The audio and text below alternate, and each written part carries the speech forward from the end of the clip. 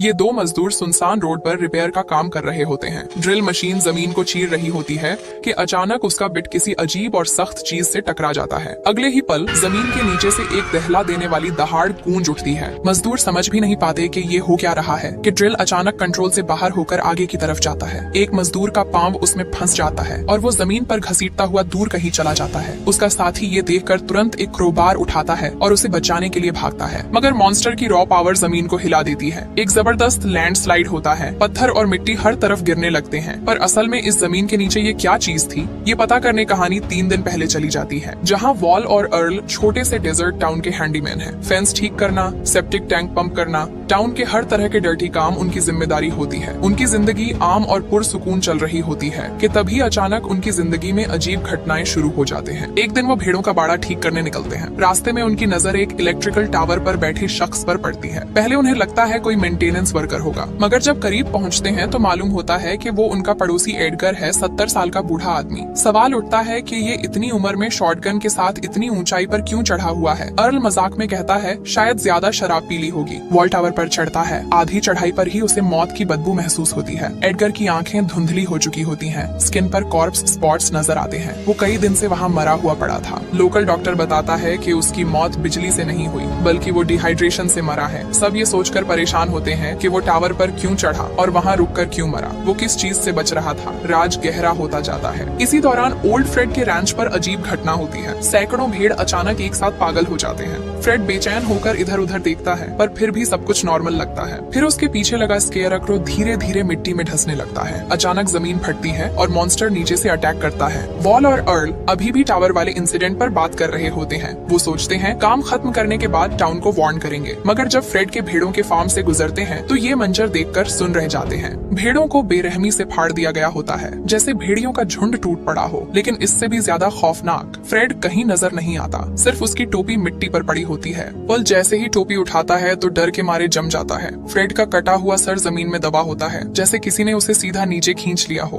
अब उन्हें यकीन हो जाता है कि कोई किलर टाउन में आया है, मगर वो नजर नहीं आ रहा। वो एक रोड वर्कर को देखकर चीखते हैं कि वहाँ से निकल जाओ, मगर वो हेडफोन्स लगाकर काम करता रहता है। और फिर यहाँ क्या होता है वो हमने कहानी की शुरुआत में ही देख लिया है। जमीन फटती है, ड्रिल बेकाबू होती है और दोनों मजदूर मर जाते हैं। टाउन में सीरियल किलर की अफवाहों का तूफान उठता है। वेल और अर्ल पुलिस को कॉल करने की कोशिश करते हैं, मगर जंक्शन बॉक्स तबाह हो चुका होता है। फोन डेड है। वो फौरन ट्रक में बैठकर मदद लाने का फैसला करते हैं। क्योंकि टाउन का अपना पुलिस स्टेशन नहीं है, उन्हें 20 मील दूर सीटल तक ड्राइव करना होगा, मगर लैंडस्लाइड ने रोड ब्लॉक कर दिया होता है। पत्थरों में एक खून लगा हेलमेट फंसा होता है। अर्ल डर के मारे गन निकाल लेता है। वेल ट्रक रिवर्स करने की कोशिश करता है, लेकिन ट्रक हिलता तक नहीं, जैसे कोई पीछे से पकड़कर खींच रहा हो। इंजन स्ट्रगल करता है और साथ में धुआं भी निकलने लगता है। आखिर एक झटके से ट्रक छूट जाता है। वो टाउन वापस जाकर सबको बताते हैं कि क्या हुआ। इसी दौरान एक लड़का मेलविन ट्रक के नीचे कुछ देख लेता है। नीचे एक बड़ा स्नेक जैसा क्रीचर होता है। वो टायर को काट रहा था, इसी वजह से ट्रक अटका हुआ था। सब सोच रहे होते हैं कि ये जायंट मॉन्स्टर कहाँ से आए और इतनी ताकतवर कैसे कि एक पूरे ट्रक को रोक ले। अब सबका फोकस है मदद हासिल करना और अपनी हिफाजत करना। शाम होती है। एक बुजुर्ग जोड़ा अपना सामान पैक कर रहा होता है। वो अगले दिन बड़े शहर शिफ्ट होने वाले हैं। वो सितारों को देखकर अपनी नई जिंदगी के ख्वाब देखते हैं। उन्हें बिल्कुल अंदाजा नहीं कि खतरा उनके पैरों के नीचे है। तभी अचानक बिजली चली जाती है। जनरेटर जमीन से सीधा उछलकर बाहर निकल जाता है। औरत भागने की कोशिश करती है, पर आदमी हिम्मत करके आगे बढ़ता है। तभी उसके पैर तेजी से मिट्टी में धंसने लगते हैं। उसके चेहरे पर दर्द साफ नजर आता है, जैसे कोई नीचे से उसे जिंदा खा रहा हो। औरत लकड़ी का बीम पकड़कर उसे खींचने की कोशिश करती है, मगर भारी लकड़ी पल भर में टूट जाती है। कुछ ही सेकंड्स में आदमी पूरी तरह रेत में समा जाता है, पर खतरा अभी खत्म नहीं हुआ। मॉन्स्टर अपने तेज टेंटिकल्स निकालकर उस बूढ़ी औरत को पकड़ने की कोशिश करता है। वो घबराकर अपनी कार के अंदर छुप जाती है, समझती है कि मेटल की बॉडी उसे महफूज रखेगी। लेकिन जमीन फिर से फटती है। रेत उभरकर कार के नीचे से हिलने लगती है। अचानक वो मॉन्स्टर पूरी ताकत के साथ नीचे से आता है और पूरी कार को ही औरत समेत जमीन के अंदर निगल लेता है। सब कुछ चंद लम्हों में खत्म हो जाता है। सीन फिर वेल और अर्ल की तरफ पलट जाता है। पूरी रात मशवरा करने के बाद गांव वाले 2 घोड़े ले आते हैं। रोड ब्लॉक हो चुकी है, गाड़ियां बेकार हो चुकी हैं। फैसला होता है कि घोड़ों पर सवार होकर सिएटल तक जाकर मदद मांगी जाए। पड़ोसी उन्हें प्रोटेक्शन के लिए शॉटगन देते हैं। इस बार वो ज्यादा एहतियात बरत रहे होते हैं।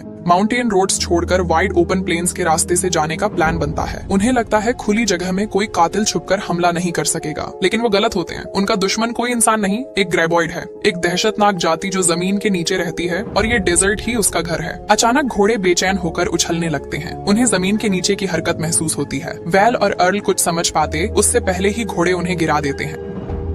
जमीन फटती है। एक ग्रेबॉइड सीधा उनके नीचे से निकलता है। वेल फायर करता है, लेकिन गोलियां उसकी मोटी मजबूत हाइट से टकराकर बेअसर हो जाती हैं। जान बचाने के लिए वो दोनों एक तंग कंक्रीट कैनाल में छलांग लगा देते हैं। ग्रेबॉइड पूरी रफ्तार से उनका पीछा करता है, मगर कंक्रीट वॉल से टकराकर अपना सर जोर से मार देता है। जोरदार टकराव के बाद वो मॉन्स्टर मर जाता है। इस जोरदार क्रैश की आवाज एक लड़की को अट्रैक्ट करती है, जिसका नाम रोंडा है। वो एक ग्रेड स्टूडेंट है जो सीस्मोलॉजी स्टडी कर रही है। वो बताती है कि उसके इक्विपमेंट को अजीब वाइब्रेशंस मिल रहे थे। अब सब कुछ कनेक्ट हो जाता है। ये मॉन्स्टर ही उन सब स्ट्रेंज वाइब्रेशंस की वजह होती है। ग्रेबॉइड का जायजा लेते हुए रोंडा देखती है कि उसके जिस्म पर शार्प टेंटिकल्स लगे हुए हैं। ये टेंटिकल्स उसे मिट्टी में तैरने और सोनार सिस्टम की तरह शिकार ट्रैक करने में मदद देते हैं। वेल और अर्ल की आंखों में डॉलर साइंस चमकने लगते हैं। उन्हें लगता है गवर्नमेंट इन मॉन्स्टर्स के लिए भारी इनाम देगी, लेकिन रोंडा घबरा जाती है। वो चिल्लाकर बताती है कि यहाँ सिर्फ ये एक मॉन्स्टर नहीं है। उसके सेंसर्स के मुताबिक 3 मुख्तलिफ जगहों पर एक ही वक्त में वाइब्रेशंस रिकॉर्ड हुई थी और उसी वक्त सेंसर्स दोबारा बीप करने लगते हैं। मतलब एक और ग्रेबॉइड बिल्कुल पास आ चुका है। आखिरी लम्हे पर तीनों ट्रक में चढ़ जाते हैं। मॉन्स्टर फौरन अटैक करता है। उसकी ताकत इतनी ज्यादा होती है कि मल्टी टन पिकअप ट्रक लगभग उलट जाता है। अफरा तफरी में रोंडा कैब के अंदर घुसकर हाथ से एक्सेलरेटर दबा देती है। ट्रक गरजता हुआ निकल जाता है। वो मुश्किल से डेंजर जोन से बचकर निकलते हैं। इसी दौरान एक ग्रेबॉइड शहर के किनारे पहुंच चुका होता है।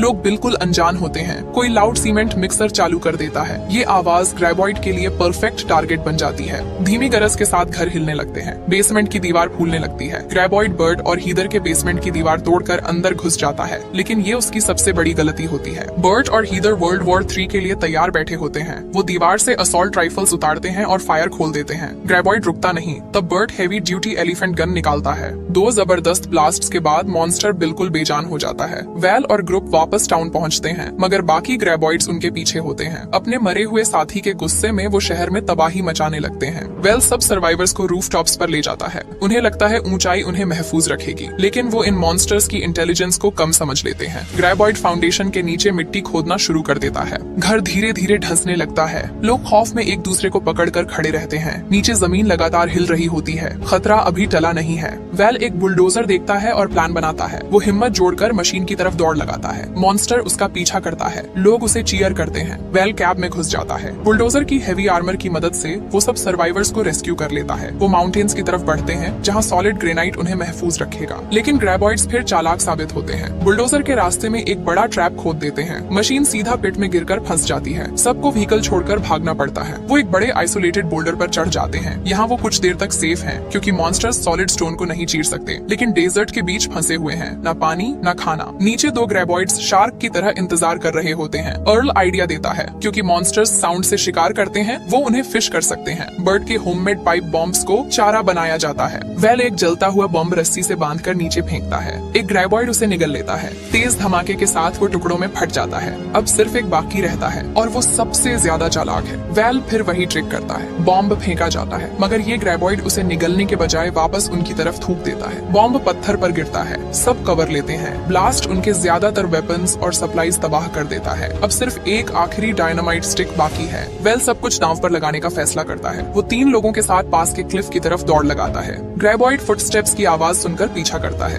क्लिफ के किनारे पहुंचकर फ्यूज जलाया जाता है। वेल बॉम्ब मॉन्स्टर के पीछे फेंकता है। धमाका होता है। ब्लास्ट से बचने के लिए ग्रेबॉइड इंस्टिंक्टिवली आगे की तरफ चार्ज करता है और सीधा क्लिफ से नीचे गिर जाता है। वो गहरी खाई में जाकर जोरदार टकराव से टुकड़ों में टूट जाता है। धूल बैठ जाती है। बचे हुए लोग महफूज हैं। अथॉरिटीज और रेस्क्यू टीमें भी आखिरकार पहुंच जाती हैं। अर्ल हल्का सा धक्का देकर वेल को कहता है कि रोंडा से बात करो। वेल थोड़ा ऑकवर्ड होता है, मगर उसे एहसास होता है कि वो रोंडा को पसंद करता है। वो उसे जाने से पहले रोकता है और उसे किस करता है। खौफ का दौर खत्म होता है। डेजर्ट फिर से खामोश हो जाता है और यहीं पर ये कहानी भी खत्म होती है।